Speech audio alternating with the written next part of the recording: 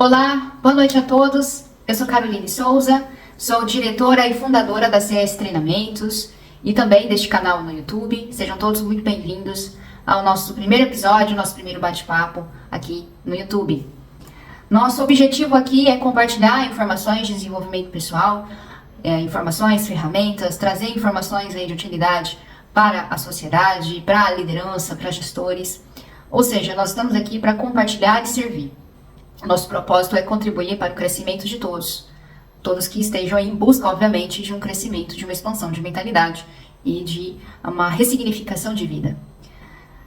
A gente não pede nada em troca, exceto que vocês curtem os nossos vídeos, comentem a respeito dos assuntos que nós vamos estar trazendo para vocês e, obviamente, que coloque aqui o sininho, ative as notificações do sininho para que vocês fiquem por dentro toda vez que nós viermos aqui a publicar novos vídeos. Nós estamos aqui com um cronograma muito bacana de vídeos para compartilhar com vocês, com informações aí relevantes e importantíssimas para aqueles que buscam, obviamente, um crescimento, um desenvolvimento. E a CS Treinamentos vai iniciar esse apanhado de vídeos com um tema bastante polêmico, mas uma polêmica necessária hoje no Brasil, que é riscos psicossociais. A discussão sobre os riscos psicossociais veio à tona depois da edição, publicação e da vigência da norma regulamentadora número 1 do Ministério do Trabalho. É uma norma de disposição geral que regulamenta e que tutela todas as atividades, todas as funções de trabalho no Brasil. Todas aquelas, obviamente, as quais possuem ali um regime jurídico seletista. Nós vamos abordar esse aspecto com mais detalhes, mas o tema psicossocial ele veio à tona justamente por conta dessa imposição legal. Vamos trabalhar um pouco de contexto histórico, tá? A gente sabe que em relações de trabalho sempre houve, vamos assim dizer, excessos. Desde a época das pedras, com a Revolução Industrial, a Revolução Francesa, períodos antes da guerra, Primeira e Segunda Guerra Mundial, depois do pós-guerra, a indústria sempre exigiu muito do ser humano, até para que nós possamos chegar vamos assim dizer, no nível de evolução que estamos hoje. Graças aí às mãos, né, e à capacidade cerebral de nós seres humanos, a gente tem hoje comodidade, conforto. Por exemplo, a internet é fruto aí de um trabalho humano. Os carros que a gente usa, sejam eles combustíveis fósseis ou combustíveis alternativos, como gás natural, álcool ou a bateria, né, a eletricidade. Então, tudo isso é fruto do trabalho humano. E, obviamente, isso foi reproduzido dentro de indústrias. Trabalhadores ali que participaram desse projeto, dessa iniciativa. Então, assim, na vida de nós seres humanos, sempre houve essa questão de excessos, de abusos em ambiente de trabalho.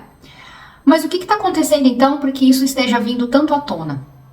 É por uma questão, vamos assim dizer, política, jurídica, e também vamos pensar num contexto social, num contexto de benevolência social, tá? Antes as pessoas não se afastavam por doenças ocupacionais, né, adquiridas por meio do trabalho? Sim, a gente teve vários casos no Brasil e no mundo de afastamentos por causa de acidentes de trabalho, por causa de doenças ocasionadas em razão do trabalho, né? Às vezes a exposição material químico, biológico, diminuindo o período de vida da pessoa, é óbvio, a gente sempre teve isso. Só que isso até então era tolerado, foi tolerado. Era um caso aqui ou outro, né? A maior parte dos antigos trabalhadores sempre levavam uma condição de trabalho acreditando que aquilo era uma condição natural, e isso não havia um impacto direto com o poder público, isso não havia um impacto direto com a sociedade. Isso era muito mais restrito empresa e trabalhador. Mas o mundo mudou, nós temos leis para tudo, nós temos internet, nós temos mídia, e a questão das relações de trabalho no Brasil, estou falando no Brasil, tá? Que é o país que nós estamos e é o país que eu conheço sobre a legislação, sobre relações de trabalho. Eu já fui uma funcionária, tá? Já fui trabalhadora, hoje eu estou no outro lado, eu estou como uma empreendedora, uma aspirante a empreendedorismo, ainda a gente está no começo da CS, mas estamos aqui com muitas perspectivas, dificuldades, mas perspectivas. Então, eu vou falar do universo Brasil. Eu acredito que ao redor do mundo tenhamos aí situações parecidas, semelhantes com do nosso país, mas eu vou me reportar ao Brasil, ok?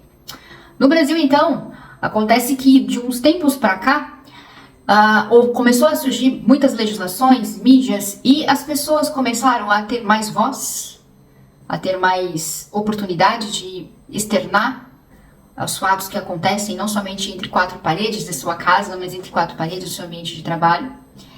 E, consequentemente com isso, elas começaram a buscar mais seus direitos. Elas começaram a buscar mais a justiça, elas começaram a buscar tratamentos, elas começaram a buscar o poder público para suprir uma necessidade que ela teria, por exemplo, de um salário.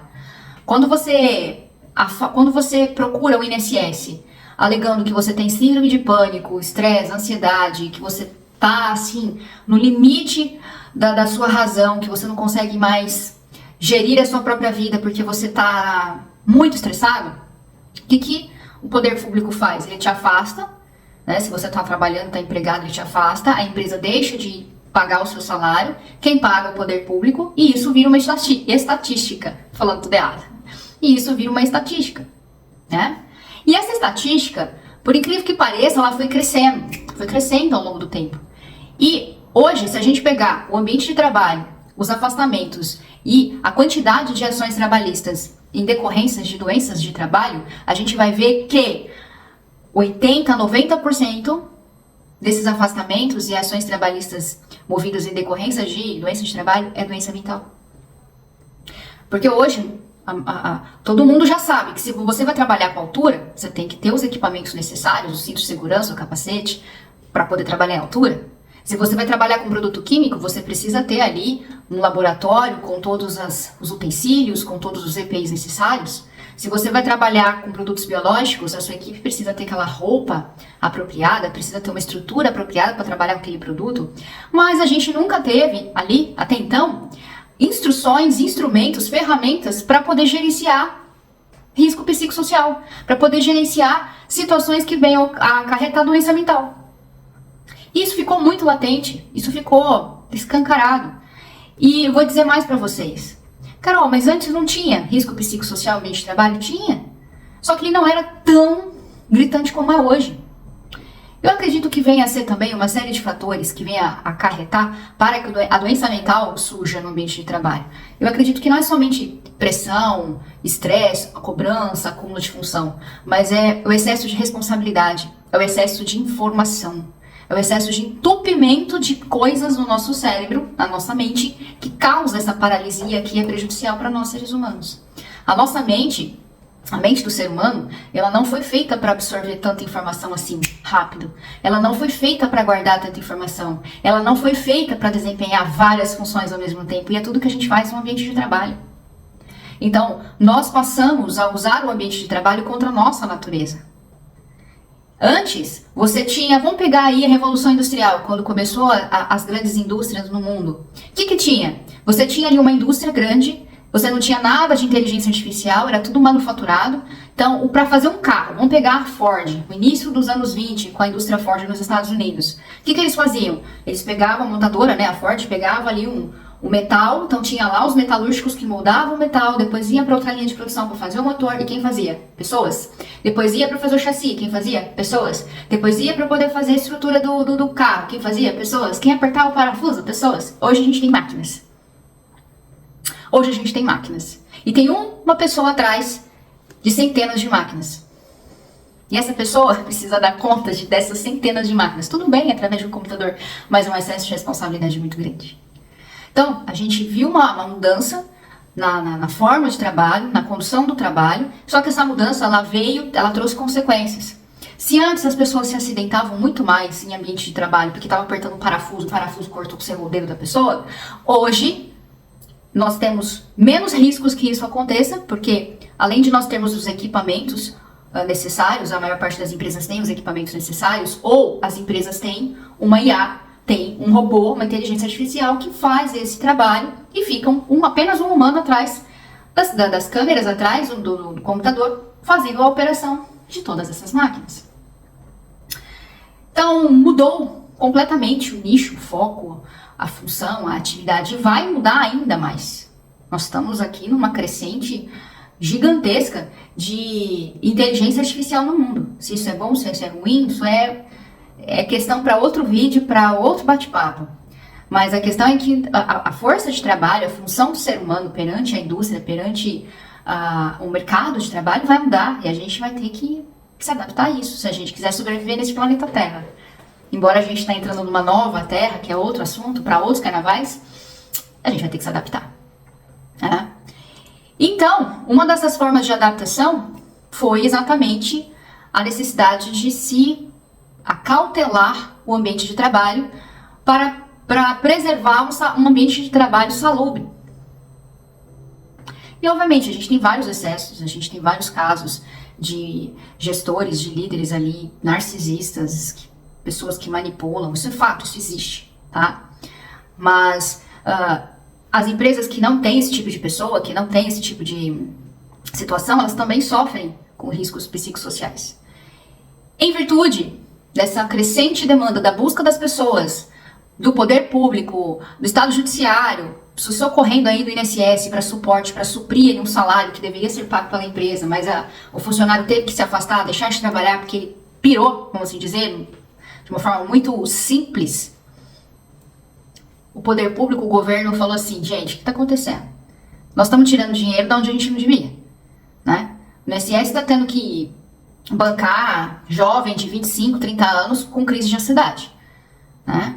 Não quero adentrar aqui a méritos políticos, filosóficos, ideológicos de partidos políticos, não quero entrar nisso, mas eu estou trabalhando aqui base científica, base jurídica. Então, nós temos pessoas jovens sendo afastadas pelo INSS por conta de uma doença que adquiriu no ambiente de trabalho. Via de regra, foi no ambiente de trabalho. Nós temos ações trabalhistas que estão sendo movidas contra empresas pedindo indenização porque aquela pessoa adoeceu e está tendo gastos exorbitantes com medicação e internações em hospitais de clínica de reabilitação mental. Então, precisou haver uma mobilização do Estado para disciplinar isso. Essa mobilização inicial, ela aconteceu em 2024 com a edição da Lei do Bem-Estar. Essa lei do bem-estar, ela incentivava empresas e instituições a promover políticas de saúde mental e bem-estar em ambiente de trabalho. Então, pesquisa, monitoramento, treinamentos, ouvir os funcionários para ver o que poderia ser feito dentro do ambiente de trabalho para melhorar. Nossa, a gente não tem uma poltrona para descanso durante o nosso almoço. Será que poderia, já que a gente faz uma jornada extensa? Pô, então vou colocar. Vocês têm aí 1 hora de descanso intra-jornada, que seria o horário do almoço. Vocês tiram 20 minutos para almoçar e os outros 40 minutos vocês podem descansar. Então, promover aí um bem-estar. Estou trazendo aqui um exemplo simplista, tudo bem? De ergonomia. Simplista. E que isso vai trazer um conforto, um descanso para as costas, o funcionário pode dar uma relaxada, uma cochilada que é saudável. Então, essa lei ela veio com esse objetivo de incentivar. E aí ela trouxe o selo de empresa de melhor, de uma empresa boa para trabalhar, falou e tem propor benefícios fiscais e tudo mais, mas o que aconteceu? Ela simplesmente falava, olha, se vocês fizerem isso, vai ficar bacana na mídia, né? Vocês vão ganhar o selinho. Imagina colocar isso na rede social, vai ficar lindo. Algumas empresas, geralmente as que já têm uma cultura, uma política interna voltada para essa qualidade de saúde e bem-estar dos colaboradores, falou, ok, beleza, vamos atrás. Mas 98% das empresas no Brasil simplesmente deixa disso, para com isso. Por que eu vou ficar correndo atrás, gastando dinheiro com selo, com treinamento? Pra quê? Vão tocar do jeito que dá. E os afastamentos não pararam. Continuou ali, ó, de vento em popa. O que o governo, né, vamos dizer que o poder público teve que fazer? A única forma de você domesticar um brasileiro é mexer no bolso dele. É igual multa por multa de trânsito. Por que tem multa de trânsito? A gente sabe que não pode parar em lugar proibido. A gente sabe que não pode ultrapassar certo limite de velocidade, porque a gente faz. E a gente acaba fazendo. Aí o que acontece? Multa.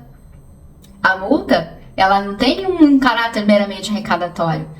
Via de regra, em tese, ela tem um caráter educativo. Se você foi multado porque você está em excesso de velocidade.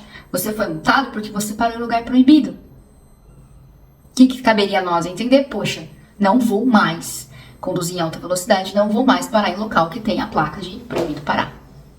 Essa seria a ideia, né? Mas tem gente que mesmo sendo multado continua ali, livre, leve e solto, não vai entrar nessa seara. Então, com a edição dessa lei, não vingou muito, o que o poder público teve que fazer? Eu vou ter que mexer no bolso dos empresários, não vai ter jeito. Pra gente salvar o nosso, eu vou ter que atacar o deles.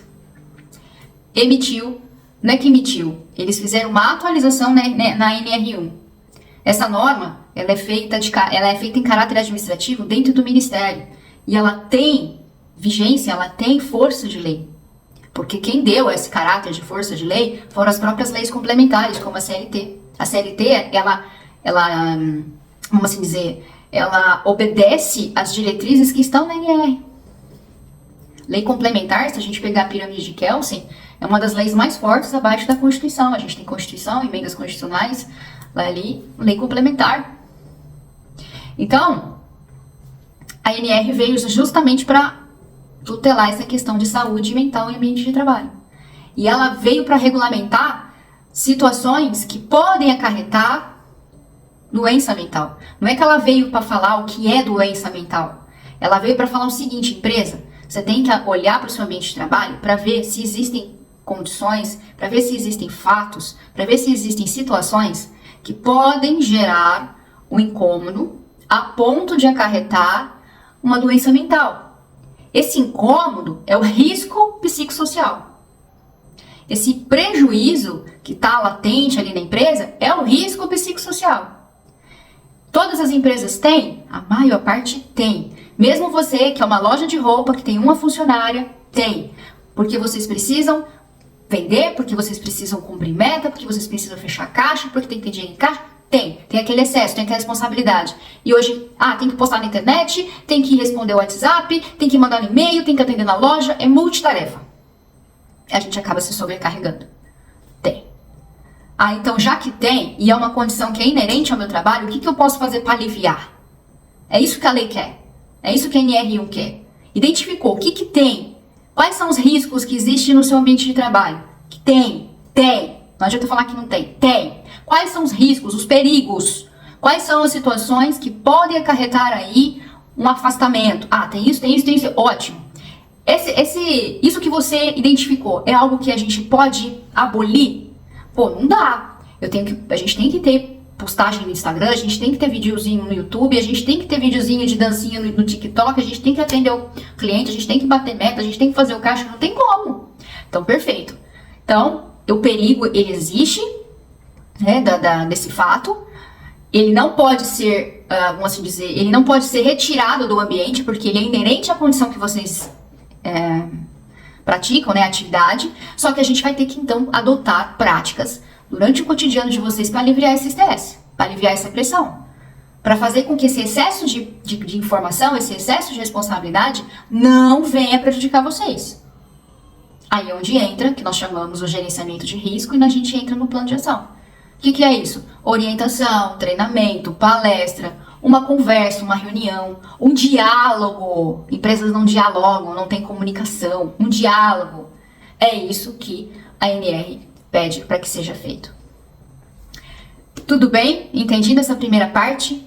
Então eu fiz uma parte introdutória sobre riscos psicossociais. Então, a partir dos vídeos subsequentes, nós vamos destrinchar as NRs. Nós vamos focar nas NRs de disposições gerais, que é da NR1 a NR4, se não me falha a memória. E depois a gente vai pegar a NR17, que fala de ergonomia, e depois eu vou explicar o porquê.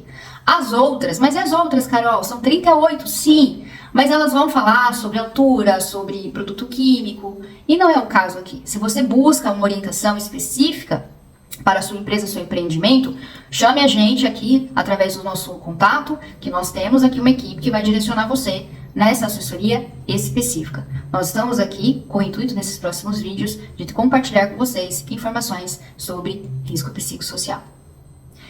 Mais uma vez, peço a vocês aqui que nos ajudem a espalhar esse vídeo para as pessoas aqui no Brasil que estejam buscando informação, um gestor, um líder, um gerente de RH. Nosso intuito aqui é ajudar vocês a não somente está dentro da lei, está em conformidade, trazer segurança jurídica para sua empresa, mas também, principalmente, deixar um ambiente de trabalho digno para que todos possam exercer aí suas funções, suas atividades com segurança e conforto.